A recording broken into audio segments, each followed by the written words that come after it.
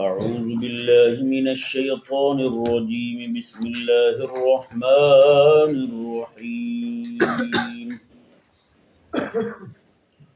إذ يقول المنافقون والذين في قلوبهم مرض غر هؤلاء دينهم ومن يتوكل على الله فإن الله عزيز حكيم.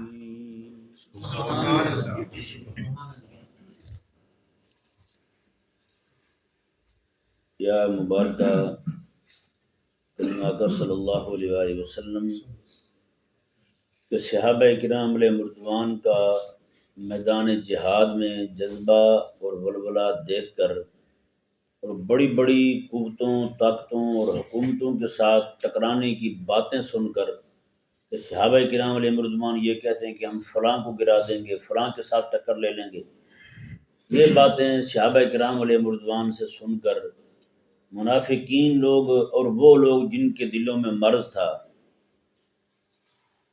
ان لوگوں نے کہا صحابہ کرام علیہ رضوان کے بارے میں، یا مبارکہ دیکھیں، اذ یقول المنافقون والذین فی قلوبہم مرض غر ہؤلاء دینہم، میں کہ حبیب وہ بھی یاد کرنے والی بات ہے جب منافق اور وہ لوگ جن کے دلوں میں مرض تھا وہ کہہ رہے تھے غر ہؤلاء دینہم کہ ان مسلمانوں کو، صحابہ کرام علیہ رضوان کو ان کے دین نے دھوکے میں ڈال رکھا ہے، انہیں پتہ ہی نہیں ہے کہ جنگ کیسے ہوتی ہے، انہیں پتہ ہی نہیں ہے لڑائی کیسے ہوتی ہے، انہیں پتہ ہی نہیں ہے کہ ان کی تعداد کم ہے، اسلحہ نہیں ہے ان کے پاس، افرادی قوت کم ہے ان کے پاس، اور وہ اتنے بڑے سورما، بڑے بڑے لڑاکے، ان کے پاس جنگی مہارت، تو یہ ایسے اتنی کس بات پہ پھولے پھرتے ہیں؟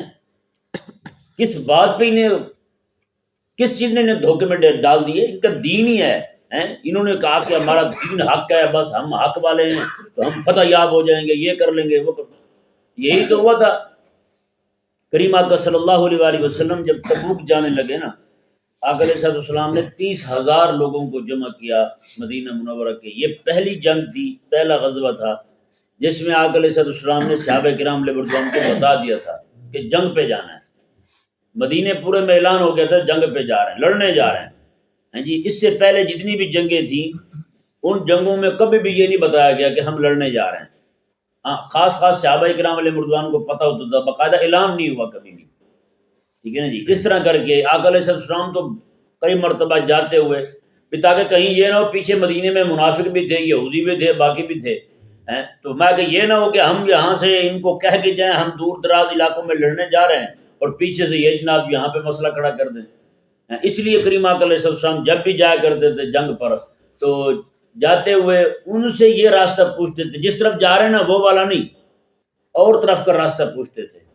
یار ایسے پوچھتے تھے، یہ نہیں بتاتے تھے کہ ہم جا رہے ہیں، ایسے پوچھتے تھے ہاں جی فلاں طرف کون سا راستہ قریب پڑتا ہے، اور وہ کہتے جی اتنا یہ یہاں سے قریب پڑتا ہے، اور آقا علیہ السلام جاتے ادھر ہی تھے جس طرف حضور کا ارادہ ہوتا تھا۔ ان کو یعنی کہ وہ مغالطے میں رہتے تھے، بھائی ادھر ہی گئے ہیں، یہ تو آئے واپس ابھی، لیکن کریم آقا علیہ السلام جنگ پہ جا رہے ہوتے تھے۔ تو کریم آقا صلی اللہ علیہ وسلم نے یہ واحد پہلی جنگ یہی ہے تبوک، اور آخری بھی یہی ہے کریم آقا علیہ السلام، آخری غزوہ حضور کا تبوک کی ہے جس میں حضور تشریف لے گئے۔ تو کریم آقا صلی اللہ علیہ وسلم نے جب اعلان فرما دیا، اعلان عام ہو گیا کہ چلنا ہے بھائی، سب تیاری کر لیں، سارے صحابہ کرام علیہ رضوان تیاری کرنے لگے۔ 30,000 صحابہ کو لے کے حضور روانہ ہوئے۔ ادھر سے اطلاع یہ تھی کہ ہرقل جو ہے وہ 1,00,000 اپنے فوجی لے کے آ رہا ہے حملہ کرنے کے لیے مدینے پر۔ تو کریم آقا علیہ السلام صحابہ کرام علیہ رضوان کو لے کر کے فرمایا تو نے مدینے کیوں آنا ہے، ہم تیرے گھر آ رہے ہیں۔ 30,000 بندوں کو لے کے جب نکلے تو عبداللہ بن ابی منافق جو ہے یہ اب بھی ساتھ چلا تھا، راستے سے واپس آ گیا بندوں کو لے کے۔ جب حضور احد جانے لگے تب بھی واپس مڑایا تھا۔ یہ مدینہ سے احد کا کتنا فاصلہ ہے؟ تھوڑا سا فاصلہ ہے، بندہ پیدل چلنے لگے تو آدھے گھنٹے میں پہنچ جاتا ہے وہاں پہ، یا اس سے 2-4 منٹ زیادہ لگ جائیں گے یا کم لگ جائیں گے، بس اتنا ٹائم لگتا ہے، بالکل قریبی ہے احد شریف جو ہے۔ یہ وہاں سے واپس آ گیا تھا، نہیں گیا تھا وہاں۔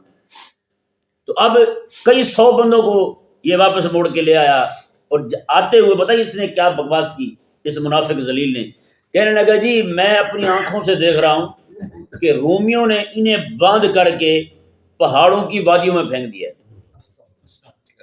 کہتے یہ جائیں گے ان کا حال یہی ہوگا. انہوں نے سب کو باندھ کے پھینک دینا ہے وہاں. نعوذ باللہ. انہوں نے کہا ایک بھی بندہ بچ کے نہیں آئے گا. اور اللہ تبارک و تعالی جو ہے جسے وہ کہہ رہے تھے کہ دین نے دھوکے میں ڈال رکھا ہے، بڑے بڑی قوتوں سے ٹکر لینے کو یہ لگے پھرتے ہیں اور باتیں کرتے ہیں کہ ہم فلاں سے بھی لڑ پڑیں گے، فلاں سے بھی لڑ پڑیں گے، فلاں کو بھی گرا دیں گے، مگر یہ دین، ان کے دین نے دھوکے میں ڈال رکھا ہے انہیں. اللہ اکبر کبیرہ. اللہ تبارک و تعالی نے ارشاد فرمایا جی دیکھیں انہوں نے کہا صحابہ کے بارے میں، صحابہ کرام علیہ رضوان کے بارے میں، ان کو ان کے دین نے دھوکے میں ڈال رکھا ہے. خالق اور مالک انہیں جواب دے رہا ہے. رب نے جواب دیا. بات آئی صحابہ پہ، جواب رب دے رہا ہے. مطلب کیا ہے؟ وہ الزام دھرے حضور کے غلاموں پر. حضور آقا علیہ السلام کا دفاع تو رب تعالیٰ نے قرآن میں کیا ہے جی. فرشتوں کو بھیج کے دفاع کیا، باقی اور بھی معاملات سارے ہوئے. لیکن بات جب حضور کے صحابہ پہ آئی نا، انہوں نے کہا حضور کے صحابہ کے بارے میں ان کو ان کے دین نے دھوکے میں ڈال رکھا ہے، اس لیے بڑی بڑی طاقتوں سے، بڑی بڑی جناب حکومتوں سے ٹکر لینے کی باتیں کر رہے ہیں، اور ادھر کبھی ادھر لڑنے جا رہے ہیں، کبھی ادھر لڑنے جا رہے ہیں. ہماری سمجھ سے باہر بات ہے، یہ دھوکے میں مبتلا ہو گئے ہیں. اللہ تبارک و تعالی نے انہیں جواب دیا. اللہ اکبر. اللہ تعالی نے فرمایا ان کو کسی چیز نے بھی دھوکے میں نہیں ڈالا ہے. انہیں مان ہے تو صرف ایک ہی بات پر ہے، وَمَن يَتَوَكَّلْ عَلَى اللَّهِ. انہیں رب پر بھروسہ ہے، انہیں رب پر بھروسہ ہے. اب دیکھیں جی یہ الفاظ دیکھیں اور یہ کلام کی رو دیکھیں اور کلام کا انداز دیکھیں. اس وقت جو منافقوں نے کہا تھا، آج بھی اہل ایمان میں کتنے سارے لوگ ہیں ہمارے، وہ کہتے ہیں بھائی مدد کریں اہل فلسطین کی، اہل غزہ کی مدد کریں. اپنے مسلمان برما میں مسلمانوں پر ظلم ہوا تھا، تب بھی مطالبہ ہوا تھا مدد کریں ان کی. لیکن ٹی وی میں بیٹھے ہوئے اینکر اور اس طرح کے جتنے بھی فلسفی ذہن کے لوگ ہیں وہ سارے کے سارے یہی کہہ رہے تھے دماغ خراب ہے تمہارا، کیسی باتیں کرتے ہو تم، ان کے ساتھ لڑ سکتے ہو بھلا تم؟ ہوا تھا یا نہیں ہوا تھا؟ آج بھی اسی طرح کی باتیں کر رہے ہیں. جس طرح صحابہ کرام علیہ رضوان کو انہوں نے کہا تھا ان کو ان کے دین نے دھوکے میں ڈال رکھا ہے، وہی باتیں آج بھی ہو رہی ہیں. جو اہل ایمان لوگ جو ہیں وہ مطالبہ کرتے ہیں ان کے ساتھ لڑنے کا، کہ ان سے مطالبہ کرتے ہیں کہ آپ بھی جاؤ لڑو ان کے ساتھ، یا تو کم از کم بارڈر ہی کھول دو، دوسرے مسلمان جو ہے وہ چلے جائیں ان کے ساتھ لڑنے کے لیے. کم از کم اپنے مسلمان بھائیوں کا بدلہ تو لیں. اگر بدلہ نہیں لے سکیں گے چلو کم از کم یہ بغیرتی والی زندگی تو نہیں گزاریں گے، دنیا سے چلے جائیں گے، قیامت والے دن رب تعالیٰ کو منہ دکھانے جو گے تو ہوں گے. لیکن ان کی طرف سے باتیں کیا ہوتی ہیں؟ پتہ نہیں کس دھوکے میں پڑے. مولوی صاحب کس دنیا میں رہتے ہیں آپ کو پتہ ہی نہیں ہے. ان کی ٹیکنالوجی کیا ہے، ان کا فلاں کیا ہے، ان کا ڈھمکان کیا ہے، ان کی ٹیکنالوجی کیا چیز ہے. ترکی کے ایک ذلیل تھا ایک بندہ، وہ ملحد تھا بے دین، وہ اسرائیل کے لیے کہانی لکھتا تھا، ڈائجسٹ لکھتا تھا. بڑی بڑی جناب اس نے ڈائجسٹ لکھے، بڑی بڑی کتابیں لکھی ان کی ایٹمی ٹیکنالوجی کا روب لوگوں پر جمانے کے لیے، مسلمانوں پر جمانے کے لیے. اور نرا جھوٹ تھا، وہ کچھ بھی نہیں تھا. وہ ابھی پچھلے سال شاید وہ گرفتار ہوا ہے، ترکی والوں نے پکڑا ہے اسے. یہ ان کے لیے کہانیاں لکھ کے ان سے پیسے وصول کرتا تھا یہودیوں سے. بتائیں یہ مسلمانوں پر روب ڈالنے کے لیے، مسلمانوں کو ڈرانے کے لیے، ان کو دبکانے کے لیے یہ دب کے رہیں، اسی طرح بس ڈرے رہیں. ان کی ٹیکنالوجی، ان کی فلاں، ان کی فلاں. رب تبارک و تعالیٰ کیا فرماتا ہے؟ اللہ تبارک و تعالیٰ نے فرمایا ان کو ان کے دین نے دھوکے میں نہیں ڈالا. ہاں انہیں مان ہے تو صرف ایک ہی چیز پر، وَمَن يَتَوَكَّلْ عَلَى اللَّهِ، جو اللہ پر بھروسہ کر لیتا ہے نا بس، فَإِنَّ اللَّهَ عَزِيزٌ حَكِيمٌ، بے شک اللہ تبارک و تعالیٰ غلبے والا، حکمت والا ہے. اللہ غلبے والا، حکمت والا ہے. اللہ اکبر. دو لفظوں میں تین باتیں. اللہ تبارک و تعالیٰ میں جو اللہ پہ بھروسہ کر لے تو پھر اللہ تبارک و تعالیٰ غلبے والا ہے. ہاں پھر پوری دنیا کی کوئی طاقت، کوئی قوت، کوئی فوج، کوئی اسلحہ، کوئی ٹیکنالوجی نہیں ٹھہر سکتا اس کے سامنے. ہے یا نہیں؟ اللہ غلبے والا ہے. میں کہ ان کے پاس کچھ نہیں ہے، ٹھیک کہہ رہے ہو ان کے پاس کچھ نہیں ہے، میں لیکن ان کی جس کے ساتھ لگی ہے اس کے پاس تو سارا کچھ ہے نا. یہ انہوں نے جس کو مانا ہے اس کے پاس تو سب کچھ ہے. اللہ اکبر. اللہ تبارک و تعالیٰ نے ارشاد فرمایا اور حکمت والا بھی ہے. وہ تو حکمت والا ہے، اس کے کام بے حکمت تھوڑی ہوتے ہیں، اس کے کام دانائی والے ہوتے ہیں. وہ ویسے ہی فیصلے کرتا ہے.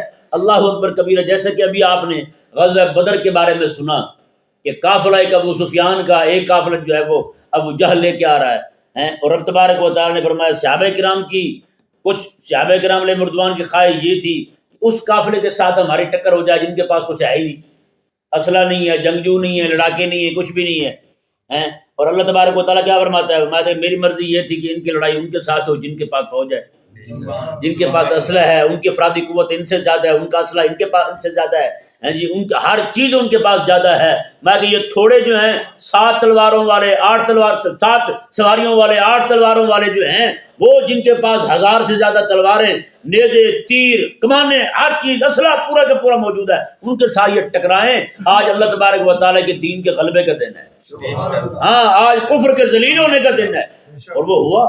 اللہ تبارک و تعالیٰ کی حکمت نے کیسا کام دکھایا پھر یار، کیسے غالب آئے پھر اہل ایمان، وہ جو خالی ہاتھ تھے، جن کے پاس کچھ تھا ہی نہیں، وہ غالب آئے۔ اللہ تبارک و تعالیٰ نے فرمایا انہیں کسی چیز نے دھوکے میں نہیں ڈالا، دین نے بھی دھوکے میں نہیں ڈالا، ہاں انہیں مان ہے جو رب نے ان کو دین دیا پوری کائنات میں کسی کو نہیں دیا۔ میرے حضور نے یہی ارشاد فرمایا، آقا علیہ السلام ارشاد فرماتے جو دین میں لے کر آیا ہوں نا، میں اس کا دن تو دن ہے ہی ہے، میں اس کی رات بھی دن ہے، ہاں اس کا دن بھی دن ہے، رات بھی دن ہے۔ اللہ ایسا چمکتا ہوا دمکتا ہوا دین ہے جو حضور نے عطا فرمایا، نہیں اللہ تبارک و تعالیٰ سے لے کر پوری دنیا میں ایسا کوئی دین ہے ہی نہیں ہے، کسی کے پاس اتنا سونا دین نہیں ہے، اتنا جو عقل کے قریب تر ہو دین ہے ہی نہیں۔ بدھوں والا دین ہے، پاگلوں والا دین ہے، احمقوں والا دین ہے ان کے پاس۔ کیا ہے ان کے پاس یار؟ بت کے سامنے اونٹے پڑے ہوئے ہیں جی، گائے کا پیشاب جو ہے وہاں پہ بہت قیمتی ہو، دودھ اتنا سستا ہو، بت کے اوپر اون ڈیل دیں، دودھ بہا دیں، موتر اس کا پی رہے ہیں ملے کے لیے، گاؤ موت کے 20-25 فائدے بیان کر رہے ہیں۔ کہتے ہیں کسی عورت کا بچہ نہ پیدا ہو رہا ہو، گائے کا پیشاب پلائیں، بچہ دوڑ کے باہر آ جاتا ہے، کہتا ہے میں کس خنزیر کے گھر میں آ گیا، بتائیں۔ جن کا دین ایسا پاگلوں والا احمقوں والا ہو بتائیں۔ اور اسی طرح سکھوں کو دیکھ لیں، باقی جتنے بھی یہاں پہ دین لگے پھرتے ہیں لوگ جو ہیں وہ دھارمک بنے ہوئے ہیں بڑے بڑے، ان کو دین دیکھ لیں، ان کا دھرم دیکھ لیں، مذہب دیکھ لیں، کیا چیز ہے؟ کچھ بھی نہیں ہے ان کے پاس۔ یہ واحد دین اللہ تبارک و تعالیٰ کا جو اس وقت اہل اسلام کے پاس ہے، سچا اور کھرا دین ہے۔ یہ الگ بات ہے کہ مسلمان جو ہے اپنے دین کے ساتھ وفا نہ کرے، مسلمان جو ہے اپنے دین کو نہ پڑھے، مسلمان جو ہے اپنے دین کے ساتھ ہی نفرت کرے، مسلمان خود ہی کہنا شروع کر دے قرآن پڑھیں گے تو بھوکے مر جائیں گے۔ آج تک کسی ہندو نے بھی یہ بات کی ہے کہ جناب ہماری کتاب جو ہے وید جو بھی ہے ان کی کتاب، اس کو پڑھیں گے تو بھوکے مر جائیں گے؟ کبھی کہا ہے انہوں نے؟ کبھی کسی سکھ نے کہا ہے کہ ہماری کتاب گرو گرنتھ جو ہے اس کو پڑھیں گے تو بھوکے مر جائیں گے؟ یہ صرف مسلمان ہی کہہ رہا ہے یار۔ کسی عیسائی چوڑے کے منہ سے بھی آپ نے نہیں سنا ہوگا کہ ہماری کتاب پڑھو تو بندہ بھوکا مر جاتا ہے، لیکن ایک مسلمان ہی ہے یار، اتنا بے وفا نکلا ہے اپنے دین سے، اپنے اسلام سے، اپنے مذہب سے، اپنے رب تبارک و تعالیٰ سے، اپنے حبیب کریم علیہ السلام سے، کہ اس کے منہ سے یہ بولی جا رہی ہے کہ جناب قرآن جو پڑھے گا بھوکا مر جائے گا۔ اپنا بیٹا پڑھے گا تو بھوکا مر جائے گا، کسی کا پڑھے گا تو پھر بہت زیادہ کھاتا ہے یار۔ بولیں تو منافع ہے ہی نہیں۔ ایک بندہ کہنے لگا مولوی صاحب آپ کھاتے بہت ہیں۔ میں نے کہا جی آپ اپنے بیٹے کو بھی قرآن پڑھائیں۔ میں نے بھوکا مارنا، میں نے کہا یار وہی قرآن میں پڑھوں تو کھاتا بہت ہوں، تیرا بیٹا پڑھے گا تو مر جائے گا۔ یہ کیا منافقت ہے بھائی؟ ہے منافقت یا نہیں؟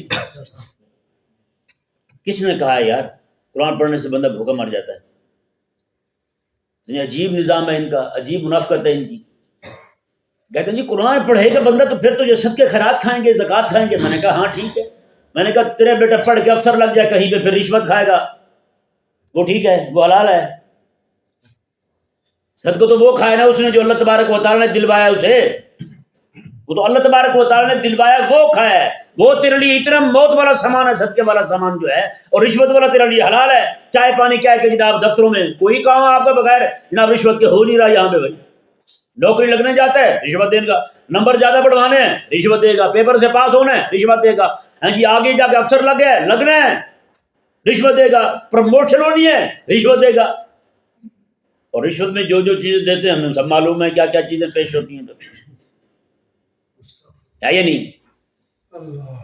اللہ ماشاء اللہ کوئی 100 میں سے کوئی 2-4 بندے ہوں گے ایسے جن کو اللہ تبارک و تعالیٰ نے اپنا خوف دیا ہوگا، وہ وہاں بیٹھ کے بھی رشوت نہیں کھاتے ہیں، رشوت نہیں کھاتے۔ ایک بندے کے بارے میں نے سنا، پرانا اب کا نہیں، پولیس والا تھا، وہ بھی تھانے دار تھا، تو وہ اس پہ کسی نے الزام دھر دیا کہ اس نے جناب رشوت لی ہے، کسی معاملے میں تحقیق کرنی ہوگی، انکوائری کرنی ہوگی، اس نے کہا رشوت لی ہے اس نے۔ تو یہ بہت پرانی بات، 100 سالوں سے پہلے کی بات بتا رہا ہوں۔ انہوں نے کہا جی اس نے رشوت لی ہے، اس نے کہا رشوت میں نے لی ہے۔ اس نے کہا یار کسی سے نا رشوت کے پیسوں کا گھاس لے آؤ، میری گھوڑی کے سامنے رکھ دو، اگر وہ میری گھوڑی کھا جائے رشوت والا گھاس تو میں بھی پھر کھاتا ہوں گا، اگر میری گھوڑی نہ کھائے تو پھر میں بھی نہیں کھاتا ہوں۔ میں کہ ہمارے تو جانور نہیں کھاتے رشوت والا گھاس، تم کہتے ہو کہ ہم رشوت والا مال کھا جاتے ہیں۔ بتائیں، ایسے بھی لوگ ہیں لیکن ہیں خال خال، بہت کم لوگ ہیں ایسے، لیکن اکثریت جو ہے وہ یہاں پہ ایسی بیٹھی ہوئی ہے۔ یار صدقہ کھا جائے مولوی تو آپ کا بیٹا تو مر جائے بھی صدقہ کھائے گا، اگر آپ کا بیٹا جناب افسر لگ جائے اور وہاں پہ رشوت کھاتا رہے تو وہ سب حلال ہے یا نہیں؟ ایسے جاتے ہوئے مولوی صاحب مٹھائی بھی دے جائیں جی۔ آپ جس یہ فیکٹری ایسی ہے یار، اس میں سے جتنے بھی پرزے تیار ہوں گے سب کا حال یہی ہوگا، سب کا حال یہی ہوگا۔ اللہ تبارک و تعالیٰ رحم فرمائے۔ اور ہر ایک کو شوق بھی یہی ہے یار میرا منڈا جو ہے نا وہ دفتر میں بیٹھنا چاہیے، آفس میں بیٹھنا چاہیے، اور جناب توڑوں کے توڑے پیسوں کے بھر کے لائے وہ، ہمیں تو پھر خوشی ہوگی۔ بیٹا بہت بڑا افسر بننا، تو کبھی باپ نے بھی نہیں پوچھا کہ بیٹا پیسے کہاں سے لا رہے، ماں بھی نہیں پوچھتی کہ بیٹا تنخواہ تو تیری اتنی ہے تو پیسے زیادہ کیوں لاتا ہے یا نہیں؟ اللہ تبارک و تعالیٰ سمجھنے کی توفیق عطا فرمائے۔ یہ دیکھیں جی اللہ تبارک و تعالیٰ نے ارشاد فرمایا وَمَن يَتَوَكَّلْ عَلَى اللَّهِ، جو اللہ پر بھروسہ کرتا ہے نا، فَإِنَّ اللَّهَ عَزِيزٌ حَكِيمٌ، بے شک اللہ تبارک و تعالیٰ غلبے والا حکمت والا ہے۔ اللہ تعالیٰ غلبے والا حکمت والا ہے۔ آگے دیکھیں جی اللہ تعالیٰ نے ارشاد فرمایا وَلَوْ تَرَىٰ إِذْ يَتَوَفَّى الَّذِينَ كَفَرُوا الْمَلَائِكَةُ يَضْرِبُونَ وُجُوهَهُمْ وَأَدْبَارَهُم، میں کہ حبیب پیارے، یہ آقا علیہ السلام کو بھی خطاب ہے، پوری دنیا کے مومنوں کو خطاب ہے۔ کیا خطاب ہے؟ میں کہ اگر آپ دیکھیں نا، جب کافروں کو موت آ رہی ہوگی، یہ وہ لوگ بھی شامل ہیں جو بدر میں مر رہے تھے، جو بدر میں بچ گئے تھے اور انہوں نے کفر پر مرنا تھا، وہ لوگ بھی شامل ہیں، اور پوری دنیا کے کافر لوگ جو ہیں جنہوں نے مرنا ہے، مرنے کے وقت یہ آیت مبارکہ بتا رہی ہے کہ عذاب قبر کیا چیز ہے۔ عذاب قبر بھی ہوتا ہے، کئی لوگ انکار کرتے ہیں، یہ ذہن میں رہے مطلقاً عذاب قبر کا انکار کرنا یہ کفر ہے، بندہ مومن نہیں رہتا۔ عذاب آخرت کا، جہنم کے عذاب کا انکار تو ویسے کفر ہے نا، بندہ کافر ہو جاتا ہے پکا۔ قبر کے عذاب کا انکار بھی یہ بھی کفر ہے، مطلقاً عذاب کا انکار کر دینا، مطلقاً راحت کا انکار کر دینا کہ بندہ مومن کو قبر میں راحت ملتی ہے، اس کا انکار کر دینا یہ بھی کفر ہے۔ یہ احادیث متواترہ سے ثابت ہے۔ ہاں کوئی واقعہ ایسا ہو کہ فلاں کو ایسا عذاب ہو رہا تھا، فلاں کو ایسا عذاب ہو رہا تھا، یہ باتیں جتنی بھی ہیں اس طرح کی، یہ ساری کی ساری خبر احاد سے ثابت ہیں، اخبار احاد سے۔ اور خبر واحد کا انکار جو ہے، کیونکہ وہ ظنی ہوتی ہے، اس کا انکار کفر نہیں ہے، گمراہی ہے، ٹھیک ہے نا۔ اس کے انکار سے بندہ کافر نہیں ہوتا، گمراہ ضرور کہلاتا ہے۔ اگر ایسی بات کا انکار کرے، کسی جزوی واقعہ کا انکار کرے، مطلقاً انکار کرنے والا بندہ کہ عذاب قبر میں ہوتا ہی نہیں، بندہ کافر ہے، مومن نہیں ہوتا۔ مطلقاً یہ انکار کر دے کہ قبر کے اندر بندہ مومن کو، نیک صالح بندے کو راحت نہیں ملتی، یہ کہہ دے، بندہ مومن نہیں ہے۔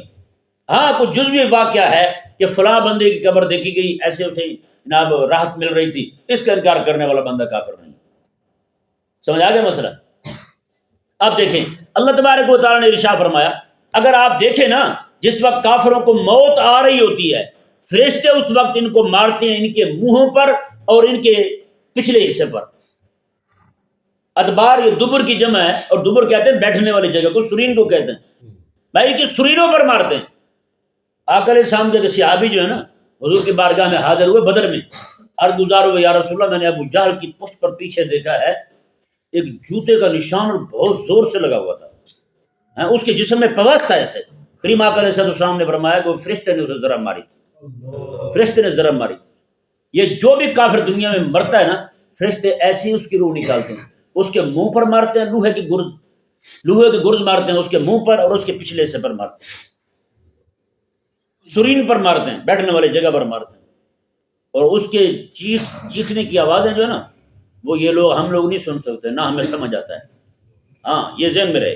اللہ تبارک و تعالیٰ نے ارشاد فرمایا وَلَوْ تَرَىٰ إِذْ يَتَوَفَّى الَّذِينَ كَفَرُوا الْمَلَائِكَةُ يَضْرِبُونَ وُجُوهَهُمْ وَأَدْبَارَهُمْ، میں اگر آپ دیکھیں کافروں کو جب فرشتے ان کو موت دے رہے ہوتے ہیں تو اس وقت مارتے ہیں ان کے منہوں پر اور ان کے پچھلے حصوں پر، ادبار دبر پر، اور یعنی سرین پر مارتے ہیں۔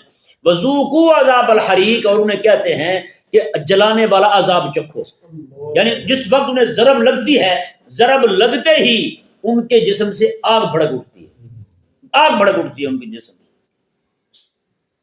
اللہ تبارک و تعالیٰ نے ارشاد فرمایا وذوقوا عذاب الحریق، انہیں کہا جاتا ہے کہ یہ جلانے والا عذاب چکھو، اور ساتھ یہ بھی کہا جاتا ہے ذالک بما قدمت ایدیکم، میں یہ وہی کھیتی اگ رہی ہے اب جو تم نے خود کاشت کی تھی. پوری زندگی میں جو تم نے کاشت کی ہے کفر والی زندگی، کفر والی کھیتی، یہ وہی آج پوری پک چکی ہے. اس کی فصل جو ہے آج کاٹنے کا ٹائم آ گیا. یہ کہا جاتا ہے ذالک بما قدمت ایدیکم، میں کہ یہ ہے وہ تمہاری کھیتی جو تم نے اپنے ہاتھوں سے اگائی تھی، یا یہ وہ اعمال ہیں جو تم نے اپنے ہاتھوں سے آگے بھیجے تھے. وان اللہ لیس بظلام للعبید، یہ ذہن میں رہے اب جو انہیں سزا ہو رہی ہے یہ اللہ تبارک و تعالیٰ کسی بندے پر ظلم نہیں کر رہا. ہاں یہ ان کے کفر کا بدلہ ہے، ان کے کفر کا بدلہ ہے، یہ ان کے کفر کی سزا ہے. جو انہوں نے کفر کیا ہے اس لیے انہیں عذاب ہو رہا ہے، یہ انہیں سزا دی جا رہی ہے، تکلیف دی جا رہی ہے. اللہ اکبر کبیرہ. اللہ تعالیٰ نے ارشاد میں قضا بآل فرعون، یہ ایسا ہی ہے جیسے فرعونیوں کے ساتھ ہوا. فرعونیوں کے ساتھ، فرعونی قبر میں پڑے ہوئے ہیں جی. والذین من قبلہم، اور ان سے پہلے لوگ جو ہیں وہ فرعون والے اور اس سے پہلے لوگ جتنے بھی دین کے دشمن تھے، کافر تھے، کفر کی حالت میں مارے گئے. اللہ تعالیٰ نے فرمایا یہ انہی کے ساتھ، ان کے ساتھ بھی ایسے ہوا تھا. کفروا بآیات اللہ، انہوں نے بھی اللہ کی آیتوں کو انکار کیا تھا. فاخذہم اللہ بذنوبہم، اللہ تعالیٰ نے ان کے گناہوں کی وجہ سے انہیں بھی پکڑ لیا تھا.